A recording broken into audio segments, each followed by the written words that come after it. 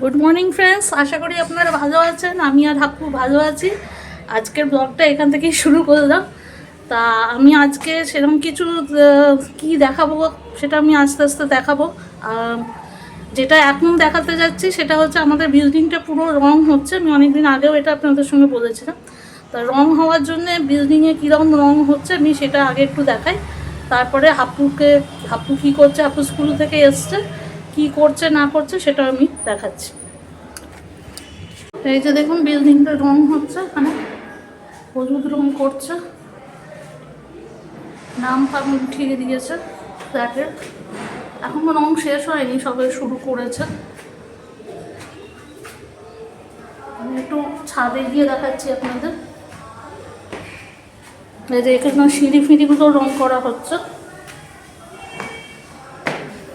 এগুলো গ্লাস পেন্সগুলো আবার বসাবে ওরা। এই যে সব রং করা হচ্ছে।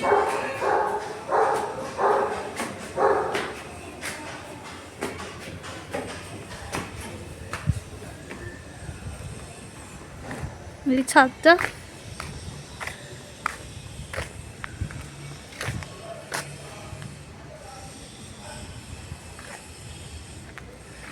এই যে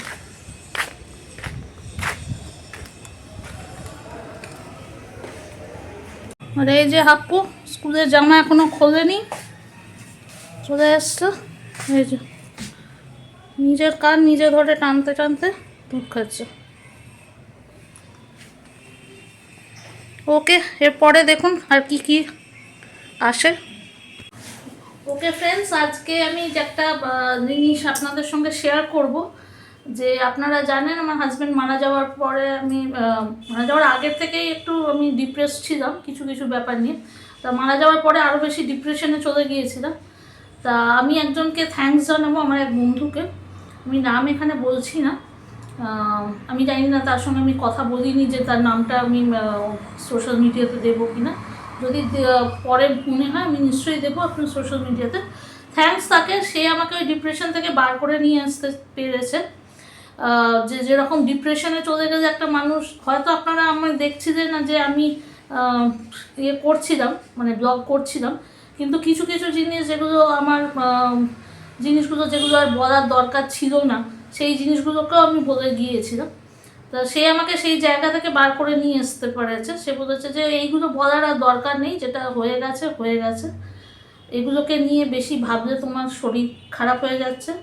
নিজেকে দেখো, নিজের খাওয়া দাওয়ার উপরে লক্ষ্য রাখো, আর আর কি বলবো, নিজেকে কেয়ার করো।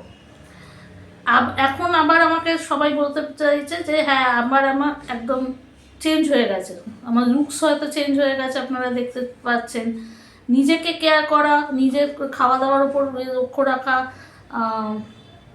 নিজের সম্বন্ধে ভাবা যে নিজে কি করব না করব, নিজের কেরিয়ারটা সম্বন্ধে ভাবা, নিজের হবিজ সম্বন্ধে ভাবা, এইগুলো নিয়ে আবার ভাবতে শুরু করো, যাতে ওই জিনিসটা মাইন্ড থেকে বেরিয়ে যায়।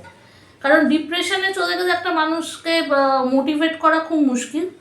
আর হয়তো আমার অনেক বন্ধুরা ফোন করতো, কিন্তু সবারই কিছু না কিছু ইয়ে থাকতো, তাদেরও বাড়ির প্রবলেম থাকতো। কিন্তু এমনই এক বন্ধু ছিল না, এখনও আছে, এমনই এক বন্ধু যে যখনই আমি ফোন মানে হোয়াটসঅ্যাপ করতাম বা কিছু লিখতাম, সে আমাকে টাইম দিত, মানে উইদাউট এনি জাজমেন্ট সে আমার কথাগুলো শুনতো।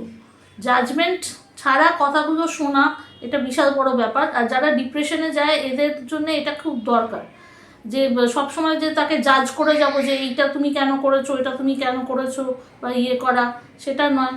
আমি আছি, কি দরকার না দরকার আমি আছি, কি করতে নিজের যদি করতে পারো তাহলে তুমি নিজে এটা করো।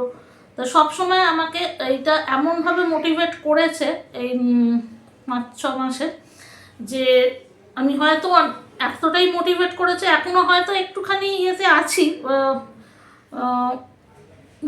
মোটিভেশনের জন্য অনেকটাই মানে চেঞ্জ হয়ে গেছে, 90% চেঞ্জ হয়ে গেছে, হয়তো 10% ইয়েতে আছে এখনও, সেটা হয়তো চেঞ্জ হয়ে যাবে। আর সব সময় পজিটিভ ভাইবস থাকবে, এই থাকবে। তা সেই জন্যে আমি যারা এরকম ডিপ্রেশনে আছে আমি তাদেরও বলছি যে আপনারা যদি এরকম থাকে কেউ বন্ধু বা আপনারা নিজেরাও এটা নিয়ে করতে পারেন যে পজিটিভ ভাইবসটা রাখবেন, যেটা আমি করে নিয়েছিলাম। নিজেকে কেয়ার করবেন, নিজেকে প্যাম্পার করবেন, নিজের সম্বন্ধে ভাববেন, কিছুটা টাইম নিজেকেও দেবেন। মানে 24 ঘন্টার মধ্যে আমরা সমস্ত টাইমটাই আমার ফ্যামিলির জন্য দিই, তো 24 ঘন্টার মধ্যে অন্তত 10 মিনিট বা 15 মিনিট বা ম্যাক্সিমাম আধ ঘন্টা নিজের জন্য দিই, সেটাও ভালো হবে। Okay, thank you to you and love you all, love you too. Okay, এখন কিন্তু কোনো নাম আমি বললাম না, পরে আপনাদের সঙ্গে শেয়ার করবো। আজকের মতো এতটাই। Okay, bye, see you in next blog.